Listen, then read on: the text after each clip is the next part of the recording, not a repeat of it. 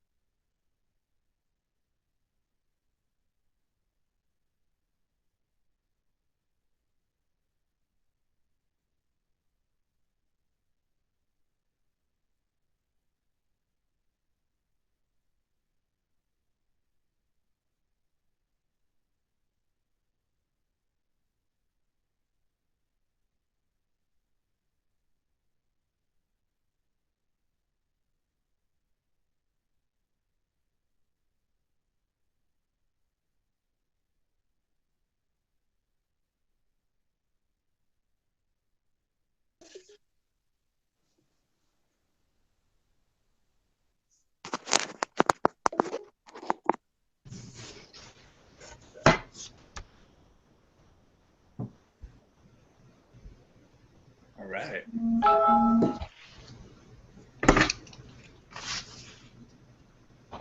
How's everybody doing? Good. Doing well, Sam. Thank you. All right, cool.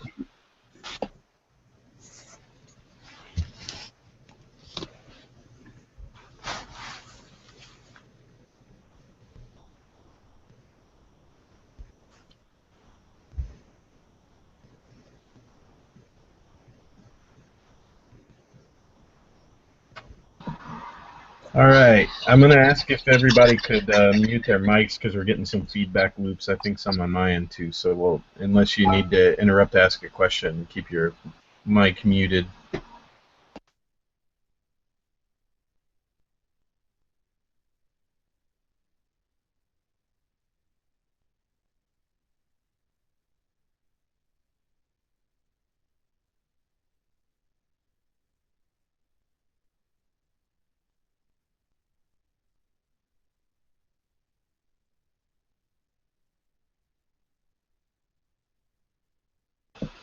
Okay, I'm going to get started.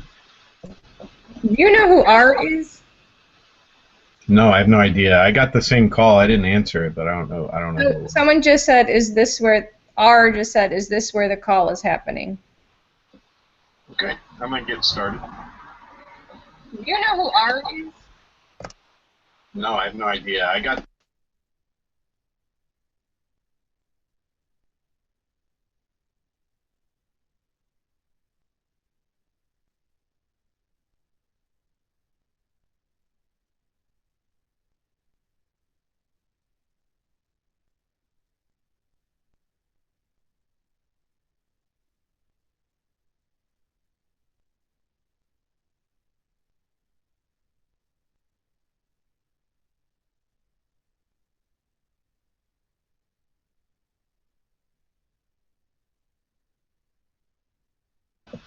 Okay.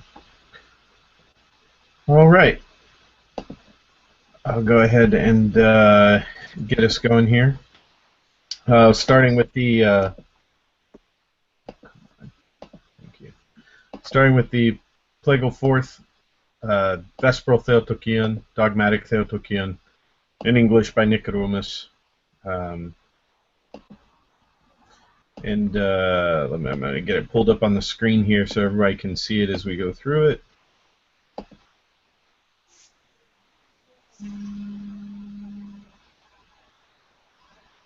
Just kidding. My Adobe Acrobat just shut down on me. Give me 1 second. I'll pull it all back up. God, it's so frustrating.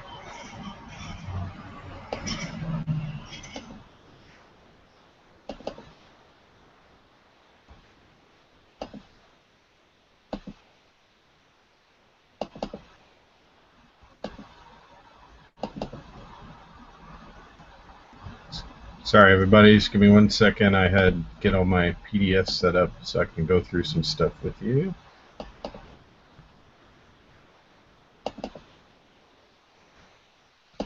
So I wanted to do some compare and contrast with the Greek version, just to illustrate a couple of points.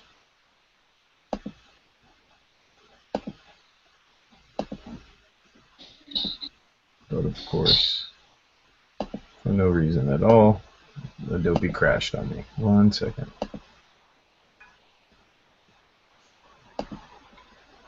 All right, so Plagal Fourth, based from Ni.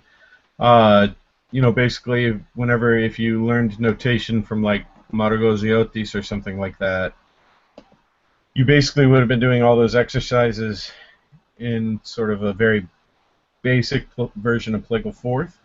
Diatonic scale, also, the diagrams you would look at are usually built from Ni unless they're mode specific. So it's really one of the first modes you can really get a handle on. It's also, because it's based from Ni, it can have several different modulations found throughout it. However, Nick's version here that we're going to go with, and that should pull it up for you guys. Can everybody see the PDF now? And all right. So his version is extraordinarily, and it'll be good for this. It's extraordinarily modally sound, so to speak. He does not modulate very often in this piece, which is nice because it really can demonstrate how Plagal Fourth moves, the different things that happen in Plagal Fourth without having to, some of the other pieces we've done where it feels like almost every other phrase is actually in a different mode than the original mode we're singing in. I also wanted to compare the very first phrase here, the King of Heaven, and how traditionally text painting can work versus not text painting, and how that's changed in the tradition over time. So, we'll just start first with the glory and the both now. Para la yin, we'll just go straight through because both are quite basic. There are no modal switches or anything like that. So ni, here's our ni, na, yeah. Now, yeah being the apikuma for Plagal Fourth. So, na, yeah, pa, ni, pa, vu, ga, vu, pa, ni, pa, vu, pa, vu, ga, vu. Pani pa vuga di vuga ga vu pani pani ni. Both now. Ni pa vum vum vum vum vuga vum pani pa vuga di vuga ga vu pani pani ni. Melos. Glory to the Father and to the Son and to the Holy Spirit, both now and ever, and to the ages of ages. Amen. So really quickly, it does illustrate some of the melodic attractions you'll find in Plagal Fourth. So right on the beat, glory to the Father and to the Son, when it's hanging around vu like that, it's basically in what you would call viphonos, meaning that the base of the mode is ni, but it's hanging around vu, which it is right for this part here. Then pa is drawn up, almost like in legetos. So the pa is here, the two pas on the apostrophos here would be sharp. And to the Son, and you'll see that, you also see it around here as well, so both now and ever, this pa, because you're heading up to vu, would be slightly higher than that pa. So it's kind of climbing up, both now and ever. So you see that also, you'll see that when you do a final ending where it ends on pa and then does the thesis, where the pa itself will be natural pa and then you do a slightly sharp pa as you continue. We'll point that out later. So the first phrase here, the King of Heaven. Ni pa vu pa ni pa pa vu vu vu ke ga di di. The King of Heaven appeared on earth. He does it very basically here. I wanted to show you where he got that from, because if you look in the Anastasimatarian of Ioannis Protopsatis, which is the common Anastasimatarian that you see used today by most chanters, O Vasilevs ton Uranon, the kingdom of heaven,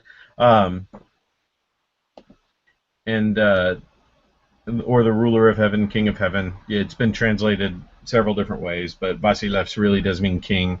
Tying into, that was the title of the emperor of the Eastern Roman Empire, went by Vasilevs.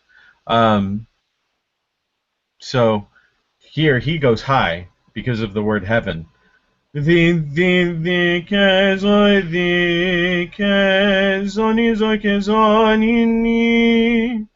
Papa Ephraim follows that same idea in his version.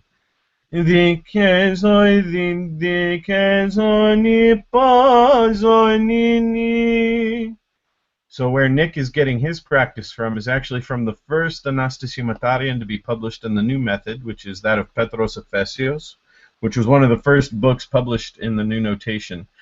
So as you see here, he does a very similar phrase to what Nick does. So, ni pavu vo vo vo di gavu pavu pavu gavu. So I just thought that was interesting to point out that Nick actually reached back into some a bit of an older traditional model to go with it that doesn't involve really any text painting for this opening phrase, compared to where most composers use a lot of text painting, including Nick, who we've pointed out in previous pieces we've used of his where he does use text painting. So I just thought that was interesting and thought I'd point it out. So we'll continue on from here. Ni pavugadi, di gavugadi, ke di gavu pa ni pavugadi, vuga gavu pa ni ni. Ni vugadi gavugadi, di ke di gavugadi, ke di gavu. Vobodi gavu gavu gadi gavu vupani pa gavu pani pani zoike zoini ni vugadi kedi gavu din gavu vo ni pa pa vu gavu vo pani panini. Kedin di gabu gadi kedi gabu gadi gabu pavu gadi gabu gadi kezoni zoni zo kedi kedi di ni pa pavu gabu bo pani panini. Ni di kezoni zoi kezoi kezoni zoi kedi gabu bu gadi gabu papa nizo kezoni. All right, any questions on that run through in Paralagi? All right.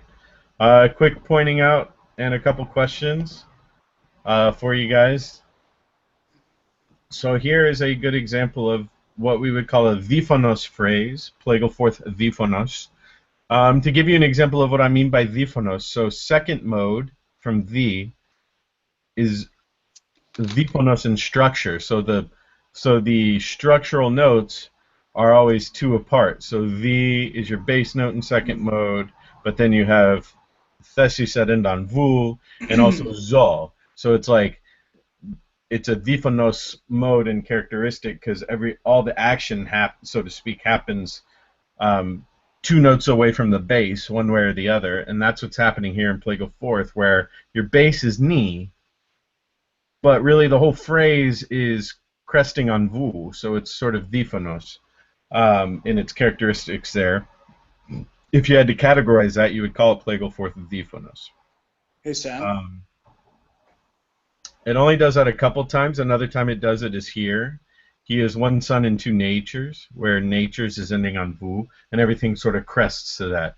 Ni vu ga di ke di ga vu di ga bu vu, and then it does an ending thesis. And then another one right here. Ke di di ga bu ga di ke di ga vu. Now here, to be truly perfect, God and perfect man, what mode is that in right here? Anybody want to take a stab at it?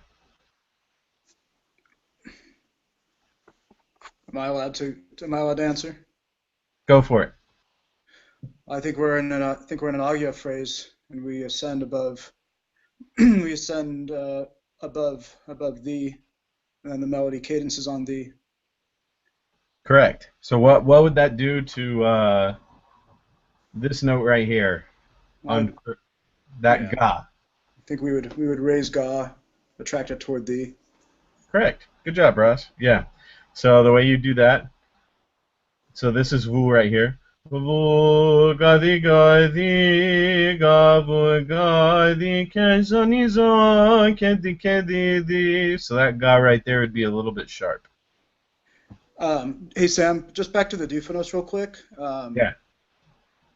My thought is that the most widely used example of that is the prosomio autoparadoxo in plagal fourth, where they more or less instruct you to cadence your verses en vu, generally, and because the melody predominantly will revolve around vu the same way. Like relative to pretty much everything else in plagal fourth, that's like the one time where it's like absolutely positively like diphonos plagal fourth. Yeah, that's how you would categorize Otto Paradoxo or O Strange Wonder. It is plagal fourth diphonos. If that was a question on a theory exam, or whatever, that would be the answer. And that one is composed and characterized as diphonos through the whole thing. Like you said, you would actually, when you do the verse, you would end it on vu. You wouldn't end it on ni. So yeah, that's a good point. That's a fully diphonos kin, which there aren't very many. Most of the time, it's just a small section in a hymn, like the way we're doing it here. But that one is straight diphonos all the way through. So Cool. All right, and then here, beseech him, O unwedded mother. Ross, you can't answer this one. What mode are we in here? Good enough.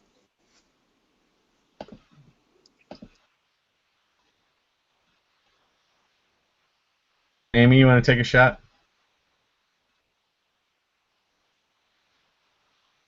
Probably Agia. Yep, it's Agia. So it basically jumps right into Agia, whereas the other one kind of led into Agia. You have the sharp Ga, but this one just jumps straight to the and goes straight up into Agia. So you got the raised Ke there. Natural Zo here unwedded.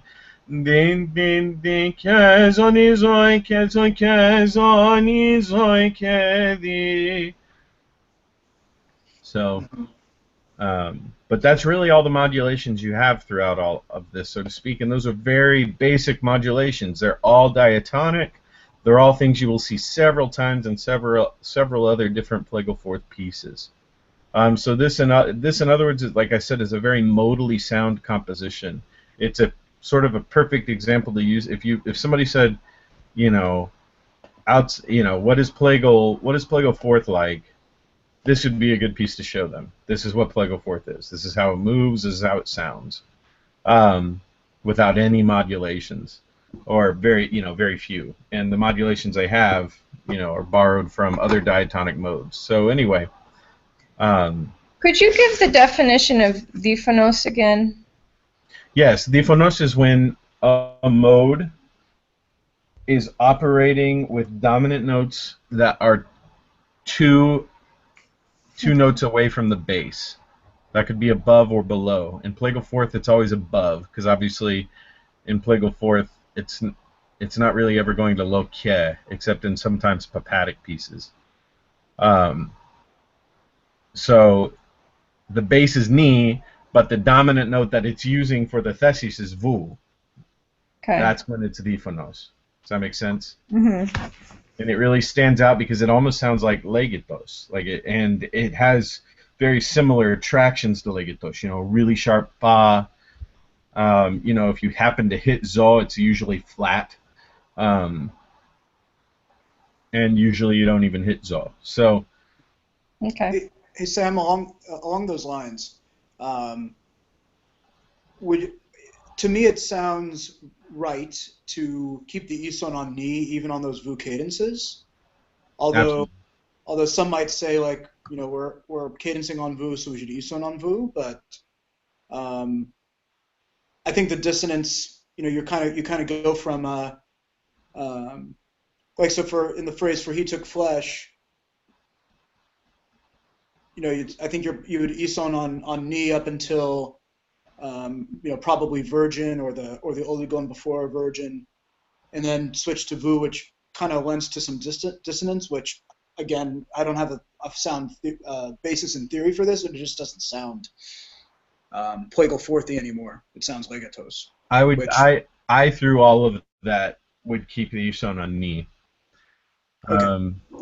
But I also kind of relish in some of the willingness of Byzantine music to have some things that we find dissonant to our ears. Yep. For example, like Daniel Protopsaltis in a lot of his Mathemata and even in some of his regular compositions, do you know what the Devil's Tritone is? I've heard of this before, but it's basically three perfect jumps, so it would be like from Ga to natural Zo. Oh, sure. Is like a Devil's Tritone, and he really relishes in that, where the ison needs to be on a note, and then he puts you a full third up from that, and just lets it sit there. So in Byzantine music, it's okay to have a little bit of dissonance. I don't think you always need to make sure that the isokratima is resolving that dissonance, especially because these hymns can be sung in a way where the dissonance is minimized if you want. And so I would keep the ison on ni all the way through, because your bass is still ni. It's just having a dominant note on vu. Okay. And then if you really move it that much, then you're just moving it all the time, and it starts to sound like Western harmony. Yeah. So personally, I would keep it on ni, but there are plenty of Psaltis who would move an ison to a vu there. Plenty. Papa Ephraim might be one, although he's gotten more conservative with time. But there's plenty of Psaltis who'd have a vu ison there. All right, Melos.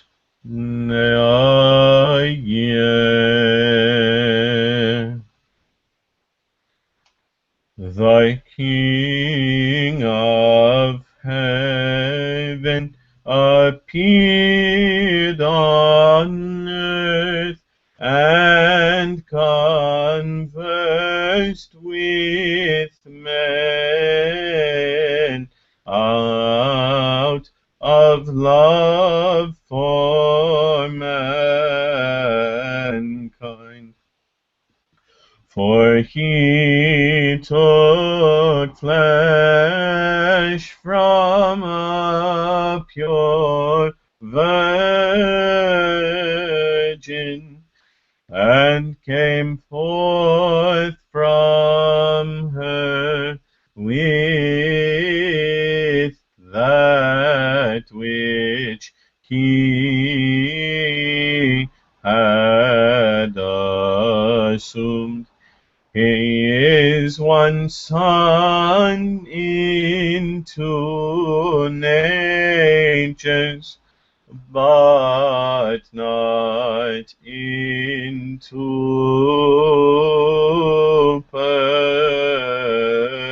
persons. Wherefore we proclaim him to be truly perfect God and perfect man. Thus we confess Christ our God. Beseech him, O unwedded mother, to have mercy on our souls.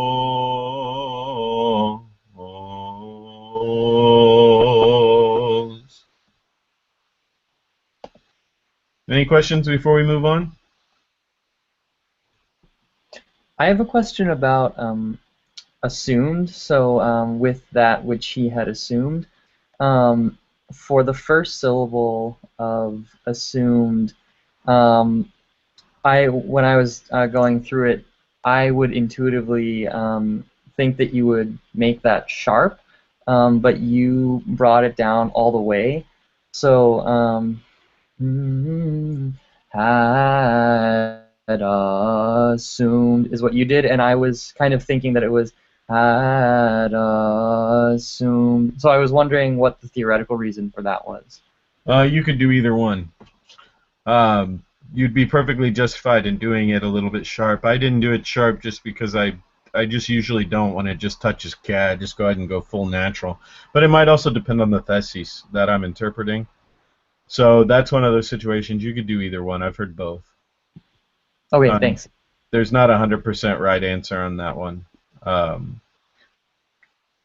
So yeah, that one's fine the way that you would do it with the sharp. I mean, honestly, if you caught me on a different day, I might have done it sharp. Like there was no theoretical reason why I chose to do it natural there, except that time I just felt like doing it that way. Okay, thanks. All right. Anymphifte Parthene, Plagal 4th, the Papa Ephraim's version of the Aposticha Theotokion. Hey Sam, real quick before you even begin. Yeah. Do you typically at your parish do the long versions of the Canon of the Aposticha? Well, my parish now, the cathedral doesn't hold Vespers. Okay. So I'm usually at the school if I'm doing Vespers, and the answer is yes, at the school we do it. And at every other parish I've been at where we do Vespers, yeah, I do the long version because I've always had the free reign to do that. Okay. I chant the Aposticha Stichira in quick, and then do the Doxasticon in Argo Cinema. Got it. Okay. Yeah, I was just curious.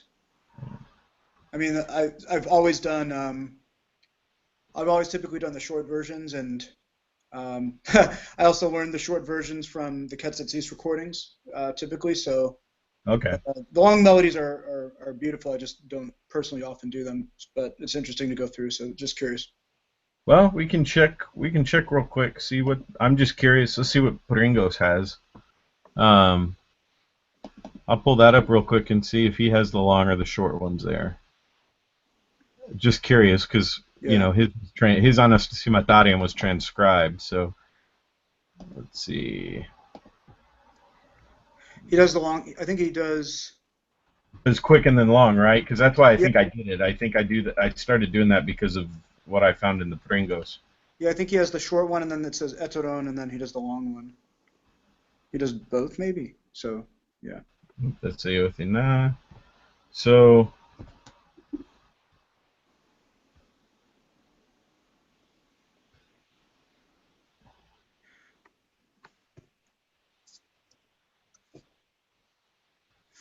Oh no, yeah, he does a short one here. Okay,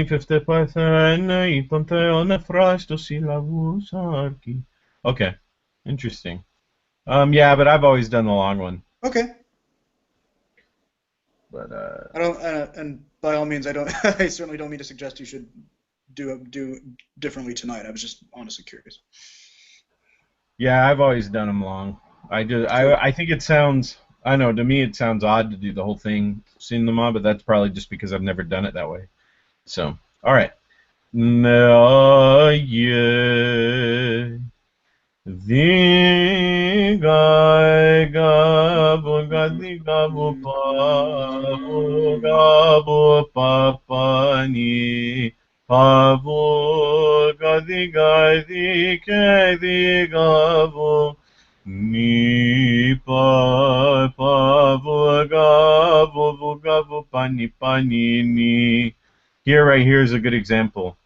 You would normally, now he puts the Isan on pa here, which I would not do. The way I personally would chant this, and how I think most Southeast chant this, to hit this first pa natural, and then this one is a little bit sharp.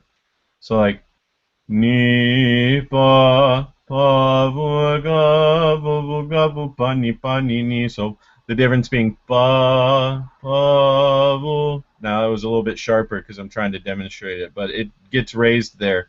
But it's almost imperceptible, and really the reason why it gets raised is because you're sliding into the vu that's right here. However, with him moving the Isan to pa, it would be hard to do that because then the dissonance is so small that it's just hard to raise that just a few moria.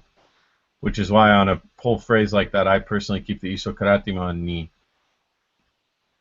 Gadi di kezo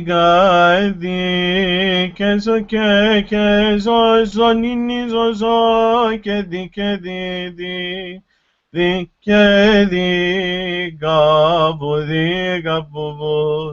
vugadi gabu pavu ni pavu pavu gabu pani ni.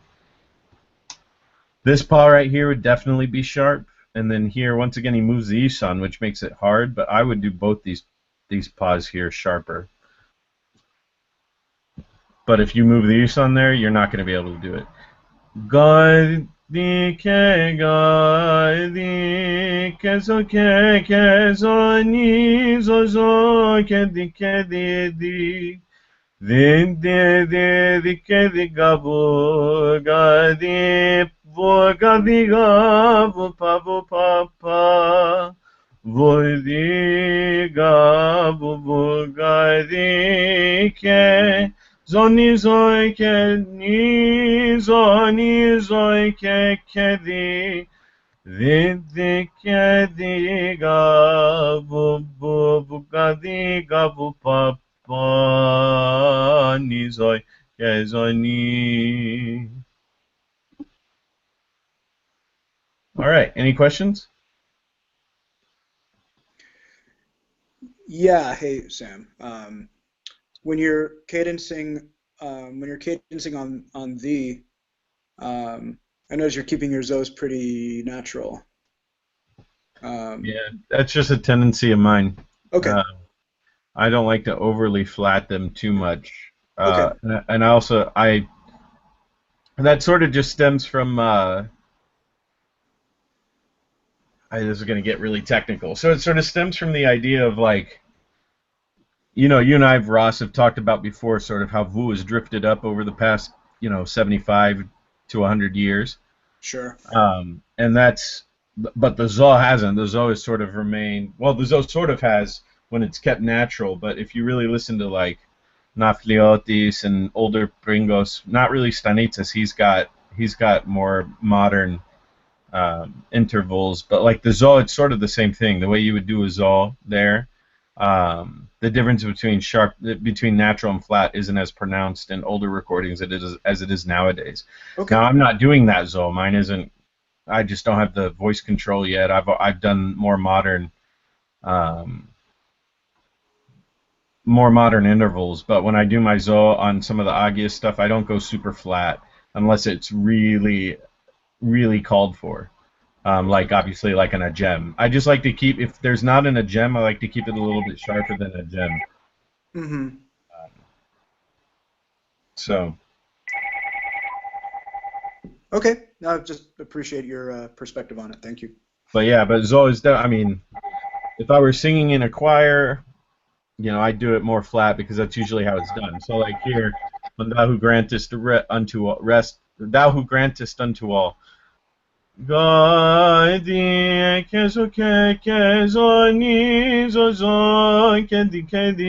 perfectly an acceptable and probably more common interpretation of that thesis. Gotcha. And it also changes by mode, because if I'm in Plagal second, I do them a little bit flatter because it makes the transition back into Plagal second sound better to me. But these are all personal preferences, not dogmatic ways to interpret a piece, despite what some may say. So, all right, real quick. This one has a lot more modal changes than Nick's first piece. So, for example, oh, by the way, this is a ba right here on the end of unwedded. If you move the Isan to pa like he does, you have to hit it natural. However, I would keep it knee and then do this a little bit sharp. So, and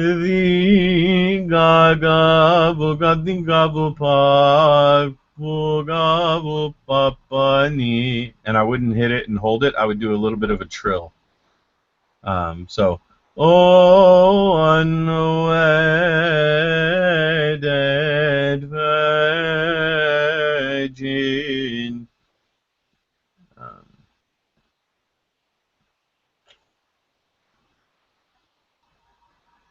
And let's see, find the modal switches. All right, here we are. So, O thou who grantest unto all. Who would like to say what that is right here? Anybody?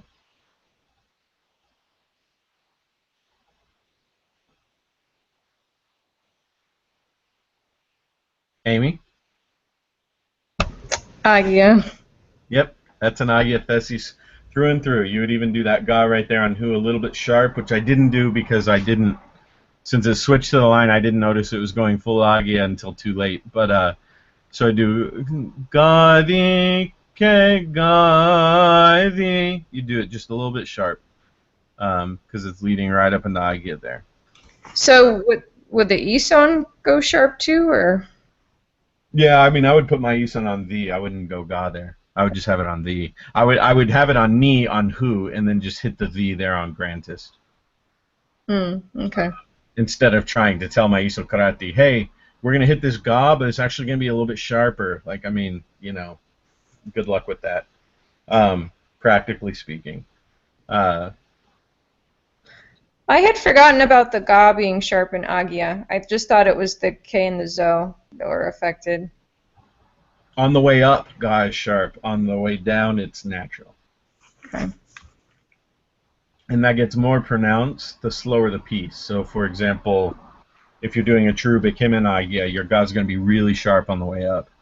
In this, because you're chanting a little bit faster, if you do it a little bit more natural, it's not that big of a deal. Especially since we're in Plagal 4th. So, all right. So from offenses, who wants to explain what's going on there with this little thora here? It's like a modulation into a hard chromatic scale. Correct. On what note?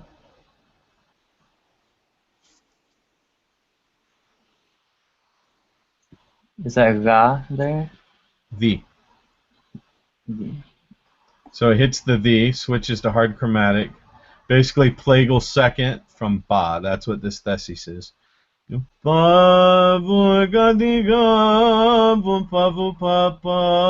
is why I switched my paralagi there. It's obviously coloring offenses, sins. That's why he does it there. Doing it from V is an interesting choice because usually it's done from Ket or Pa. Doing it from the adds a little bit more coloration to it.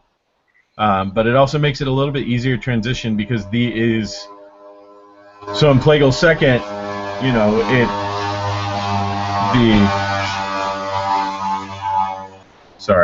the Trochos effect in Plagal 2nd is Pa, and then Ket is when the scale repeats again. So, a jump of a fifth. So that's why he uses it here, because from Ni to Thee is your jump of a fifth. And then it makes it a lot easier to switch back into Vu there than it would be if he did it from Ket. So that's the other reason he does it on Thee there. All right. And also along those lines, Sam, he did a pop thora, not a nena no. He didn't do a hard chromatic V thora. So that's yes. That was also a conscious choice, like that, because that affects that first interval. Yeah, if he had done a nena no thora here on V, then that would mean this Ke would be 12 up, and then you'd go hard chromatic. But since it's immediately Pa, then this is like a Vu. It immediately becomes a very small interval. Right. What in the music tells us for that the Vu goes back into diatonic?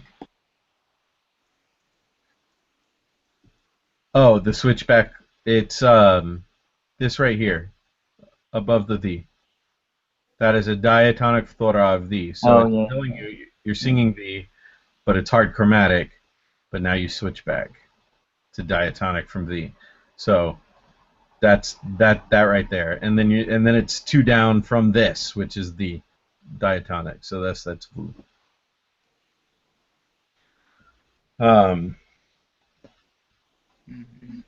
Our entreaties. What mode is that? Anybody?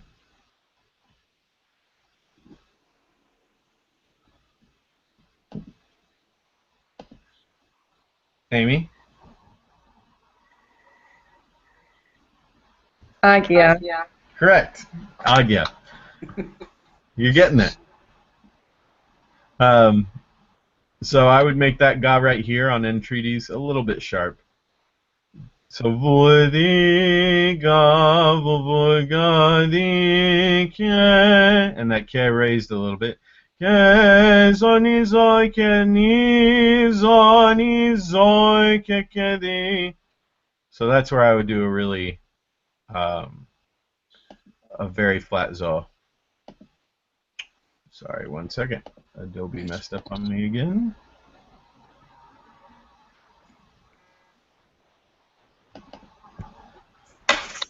All right. So now Melos for that one real quick, and then we'll go on to the Eothinon.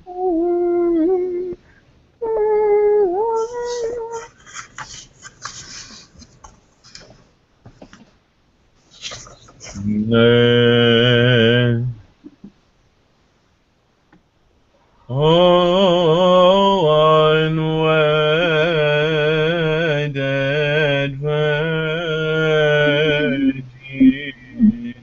who in expression visibly, unseen God in the flesh, O Mother of the Most High God, receive our petitions of thy suppliant soul, all blameless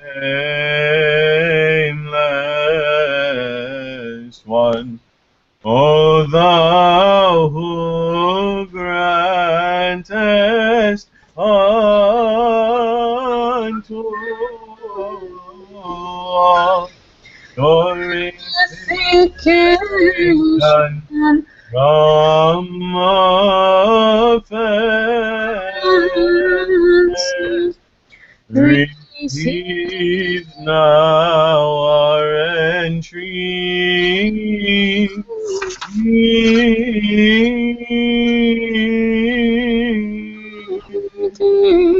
and beseech that we'll be saved.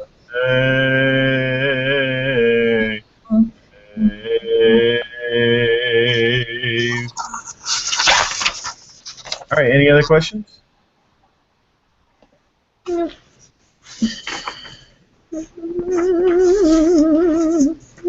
All right. Actually, Sam, just Yeah. just to compare. So in the final phrase, you have the on B. We have that earlier where the melody comes back up, and you sharpen the bugadi gavu bavu. So, but because it's staying on pa, you're keeping that pa natural at the bottom of the iporoi. Oh, on the telos, on the ending. Yeah, yeah. So I mean, what part are you talking about? I'm just talking about the last note of B, keeping that natural since we're not ascending back up. Correct, yeah. Because saved is on ba, and then it's going all the way down to lokia. Right. And then earlier in the piece you have gavu bavu. So you have so where was that?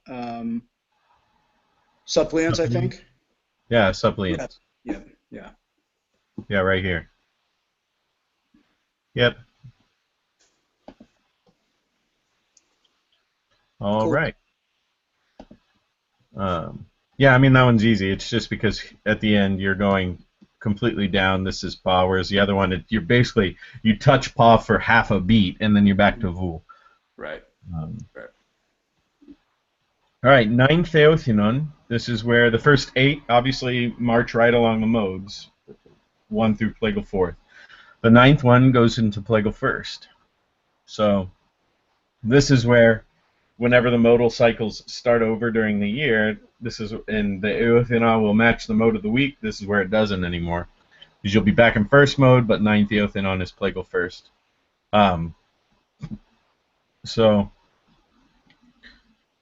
As we talked about last time we did Plagal 1st, you have to watch and notice which theses are based from Ke and which are based from Pa, because that will affect your Ga and your Zo, how they're done. So since we talked about that in depth last time, I will definitely cover it in this, but I won't go into as much of the theoretical explanation. But I will point out where it happens, and it's all because of whether you're in Trojos or still based from Pa, basically. So the Epikima is on Neonets, and it's based from Pa. On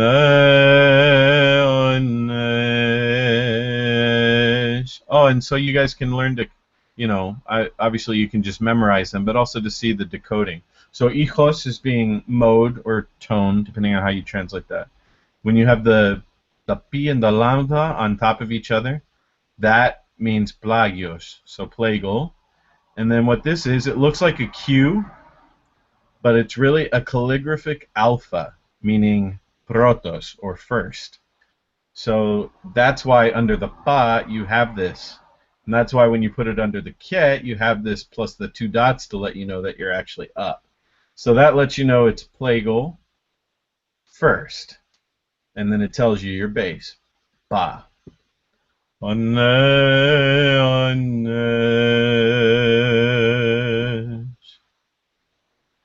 Pavu kadike kenzani pani zoike ke zoike diga dike ke gabu pavu dike diga bu pavu papa. Ke zani pani zoi ke diga ke zoi ke. So there's your first one. This whole thesis is based from ke. So thus this ga right here is saying as if it was zo and you were singing this whole thing from pa. So thus it's sharp. So ke diga ke zoi ke. Zoike din dike zoike zoni zoike diga buga din dike zoike din diga bu buga dike diga bu papa pa dike ke zoike diga dike. So there you are. This thesis, even though it goes up to ke and even hits zo right here, but that's a flat zo and you're immediately heading down. So you're still in the lower tetrachord, just at the top of the lower tetrachord, hanging around V and ke. So this ga right here is fully natural. Ga pa pa di ke zoi ke diga ke. But then immediately, this thesis right here is based from ke, only touches ga there, so those ga will be sharp. So those are right back to back, and you have to pay attention to that. So ke diga di zoni pa ni zoi ke din ke zoi ke di pa vu ga di ke diga vu ga vu pa Paganga vu ga ke zoi ke. Right here, starting on abandon through Thomas. Ke thesis, that's zo, not ga, so thus it's sharp. Ke zoi ke. Well, I'm actually gonna. I'll explain why. I'm gonna keep this. This is a nanonofthora, which means this would be the, but because of the way it's used all the way through, I'm gonna sing it as high pa. So ke pa ni zoi ke di pa di ga vu pa pa. The reason why is because I don't want to have to say low the when I get there, so I just go ahead and keep the physical pitch while doing paralai, which is high pa, down to the. The gavupani are the intervals there because of the nananophthora, but I go ahead, since he keeps you in Plagal second all the way through, I sing it as high pa through low the. Di ke pavu ga ga vu ga vu pa. Di ke zoi ke di ke zoi ke ga ke zoni zoi ke ga vu di. I'm sorry, that should have stayed as ke. I misread that. I was gonna say. Yeah, that was my fault. I didn't catch it. I just saw the change and messed it up. Interesting, he doesn't switch you until there because the to ke in Plagal second is the exact same as Plagal first, 12. So that's why he doesn't feel the need to switch it until the ke there. So my fault. I misread that. Thought it was a paf thora, but it's a kef thora. So the ke zo ni pavu pa ni zo ni pa ni zo ke di ke ga di ke zo ni zo ke di ga bu di. Now, I would still do, even though it's a kef Torah, I would do this vu, this high vu here, fully natural, like it was a ke, because of the thesis. That is a first mode thesis, through and through, based from ke, but because of that, it'd be like, Ananes pavu gadi kedi gagavu gadi gavu pavu papa is really what the thesis is, transposed to ke. So I would still do that vu, fully a full 12 above the high pa, because that's a situation where thesis overrules the theory. So in theory, that vu would be flatter, but the thesis says nope, it's not. So. Hey Sam, and I think you covered this in an earlier session, and instinctively when the melody is, like you were calling them K cadences, heading up, and doing the sharp ga. Can you explain the theory there, for my sake? Yeah, like here, like on A Wonder. Yeah, I mean, I learned hearing it. I mean, I learned hearing it that way. So instinctively, when the melody is, rising, doing that kind of ga ga di or so on. I've known to sing ga that way, but I didn't know really the theory behind it. Yeah, so this is what they would call trojos, or the wheel, and what it really means is that Plagal first. So we're taught from day one para la yi in the octave system. So from ni to ni, ni pavuga di kenzo ni zonke di gavu pani. Plagal first being from ba. So that's like the diatonic scales we think of it, but that's not the scale of Plagal first, even though Plagal first is a diatonic mode. Really, what Plagal first is are two tetrachords with a conjoining note in between. So ba vuga di is your first tetrachord, pa to di. The ke is your mesos tonos, your middle mode, your middle tone, your middle note, the conjoiner that conjoins the two. And then when you get to ke, it really just starts over as ba, and that's how Plagal first actually works. So ba vuga di ke, pa vuga di gavu pa is how it works.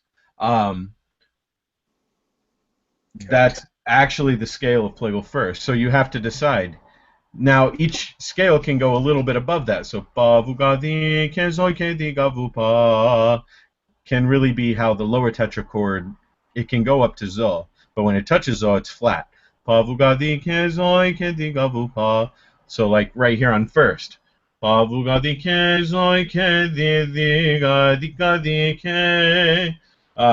So it can do that in the lower tetrachord, which is really, at that point, the lower pentachord. But that's the real scale Plagal first. So then you, as a psaltis, when you're looking at a piece, have to decide, what is the bass right here?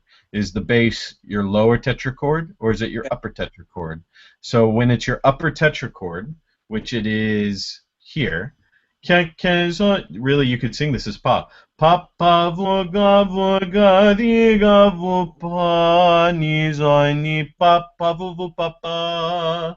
So if you sing that on pa, and I sang it to you on pa and said, what mode is that? You would say first mode. You wouldn't say Plagal first, because it doesn't have the characteristics really of Plagal first. So if I went, Ananes pa pa vuga vuga di ga vu pa ni zo ni pa pa vu vu pa pa. You see how that changes the character of it? Sure. Yeah. Sounds just like first mode. It sounds like something you'd hear, in the stichira first mode. Sure.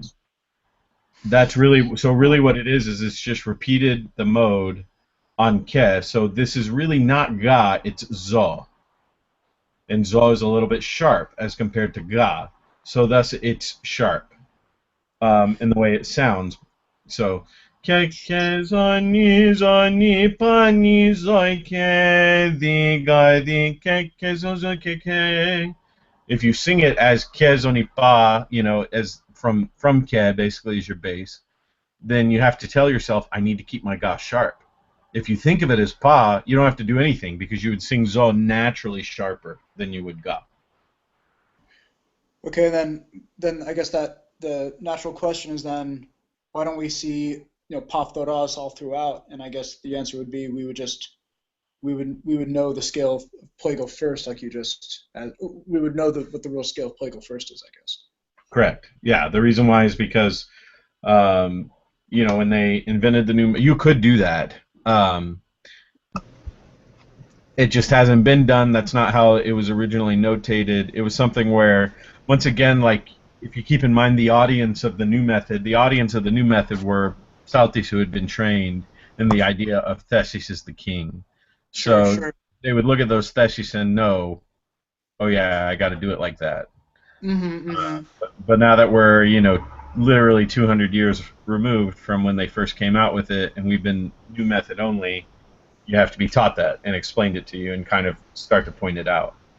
The other example, so like here, right here, and imparted to them, if I sing that to you on ba, it sounds so much like first mode, it's kind of crazy. It's like, ananes, pani, zoni, vulgadiga, vupa, vupa, pa. And you don't even think about it with that zo. That's exactly how you would sing it. Without any question. You wouldn't have a theory question about it at all. You would just pump that out, wouldn't even think about it, and keep going. But in Plagal first, you have to think about it. You have to be like, oh wait, that thesis is a first mode thesis, but it just happens to be on ke. Yeah. So, but even though it's a first mode thesis that's on K, your zo is still changing, which. Well, your vu would be a little bit flat too if you're doing it in first mode. Okay. So, pani, zoni, vu, gadi, ga, vu, pa, pa. Like you're not going gadi, ga, vu, pa. You're not. The vu would be a little bit flat too when you're going that fast and on the way down to pa in first mode. So you're matching that. It's not as flat as the agem like it is here on Spirit. Okay. Or it shouldn't be. So I may be doing it like that, but it shouldn't be. It should be, like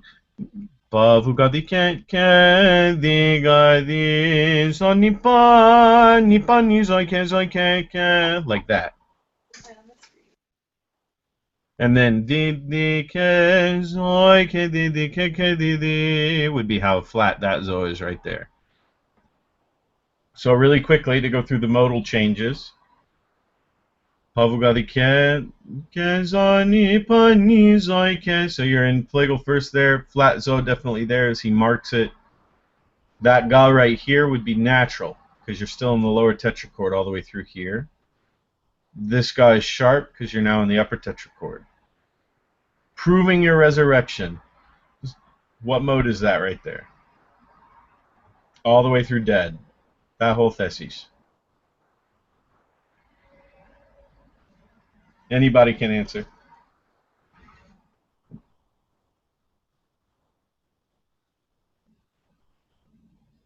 That would be Agya. Zoike di ke zoike zoni zoike di gagavu ga di.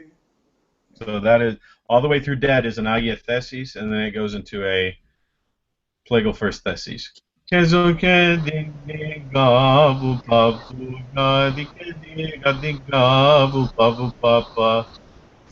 how can you tell when it's just a Trojos thesis and when it's an Agia thesis?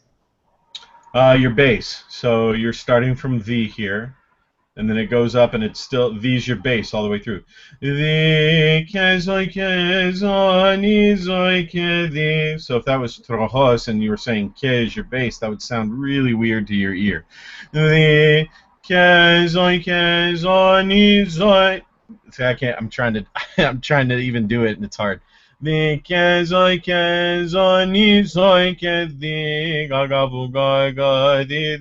it just, you can't sing it like that. You've got to have the raised ke there, and the Agia, and it's just a very common thesis. You know, to go dun da da da da. That's a dead giveaway that it's an Agia thesis. Does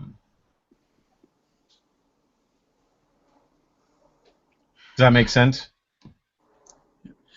Yeah. So then Sam, then we have those like a couple weeks ago when we did. I think it was probably the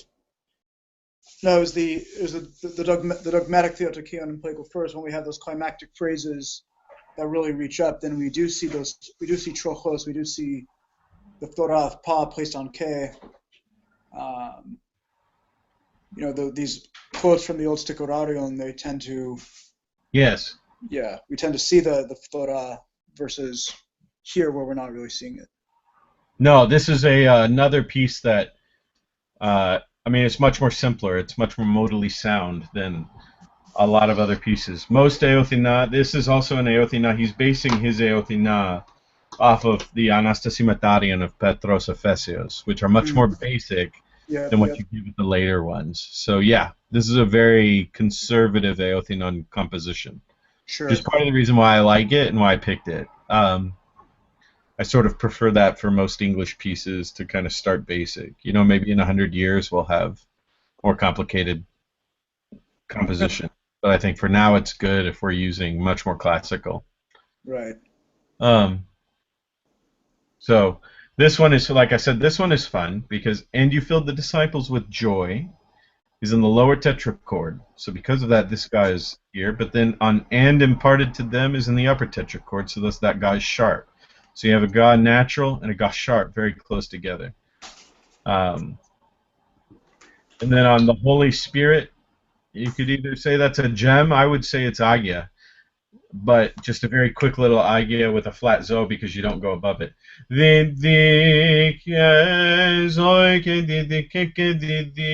Just a quick little agia on the, for emphasis on spirit, on imparting to them the Holy Spirit.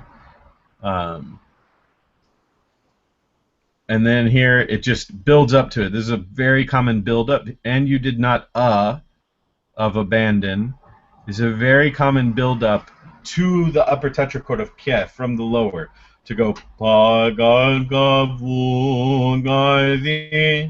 That's very common. You see that all the time where you have a two-beat emphasis on the vu, and then you keep going right up to the Kef.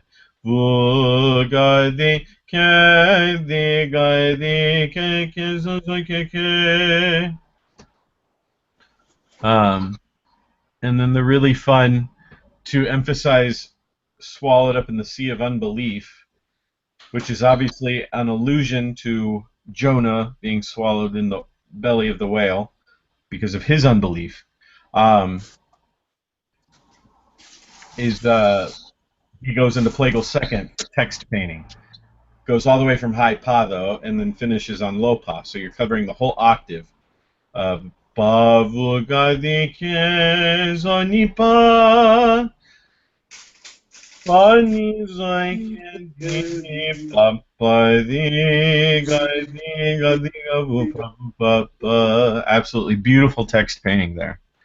And then immediately switches you back in with, wherefore grant us true knowledge and forgiveness of sins, O compassionate Lord. Reaching the highest point in the piece with your high vu right here on us for granting us true knowledge. So once again, very subtle, not over the top, but the text painting is absolutely phenomenal throughout the piece, which is one of the reasons why I love Nick's compositions. Sometimes I think Papa Ephraim gets a little heavy-handed, and because he's basing his off of the Anastasimatarion of Ioannis, which I think also gets a little bit heavy-handed with the text painting. But Nick keeps his very subtle for the most part.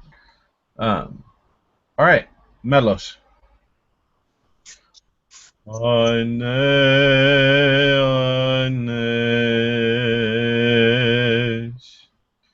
In these and one thing, sorry. I'm going to sing this one a little bit more ornate because I've been thinking about it. And with the Eothinon, They're very ornate pieces in general, and I want you guys to hear that interpretation done even in English. And so also you can start to see what you can do even with basic notation in terms of interpretation, what all can be done, but only with the Eothinon.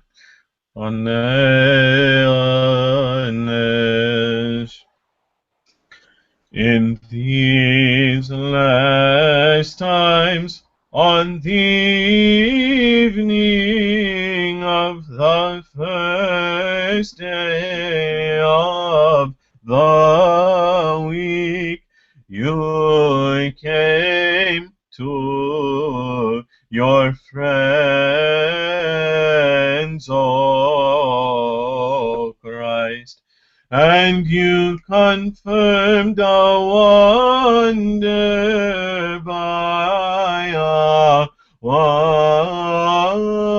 wonder, proving your resurrection from the dead by entering while the doors were shut, and you filled the disciples with joy and imparted to them the Holy Spirit, and bestowed on them authority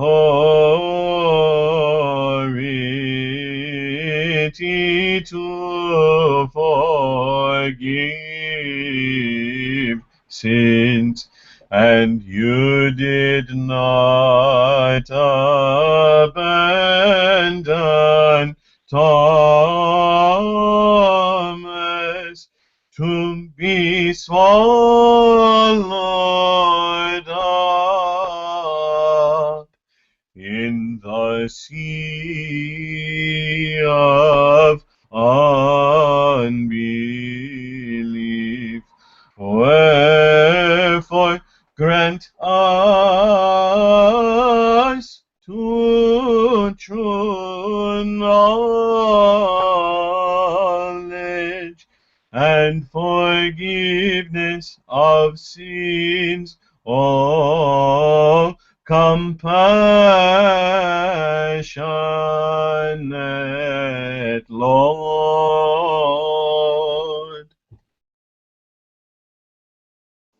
All right, any questions? Solid.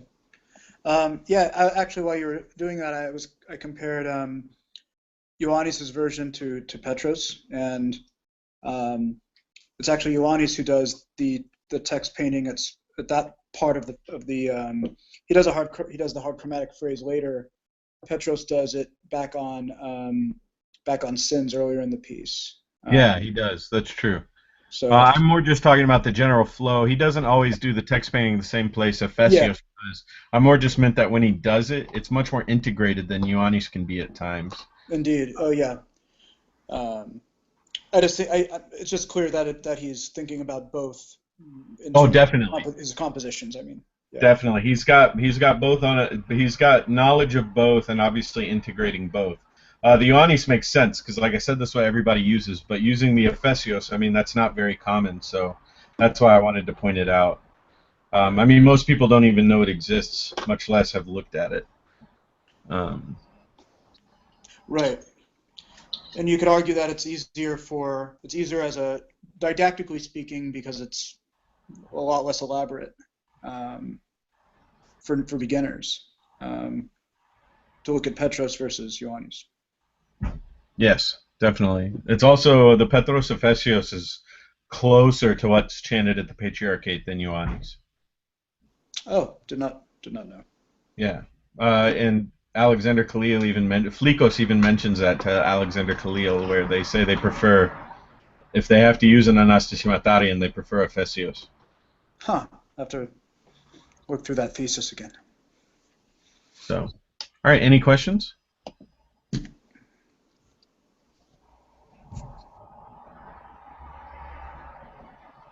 Okay. All right. Everybody have a wonderful evening. Thank you very much. Thanks again, Sam. Thanks. Catch you all later. Yep.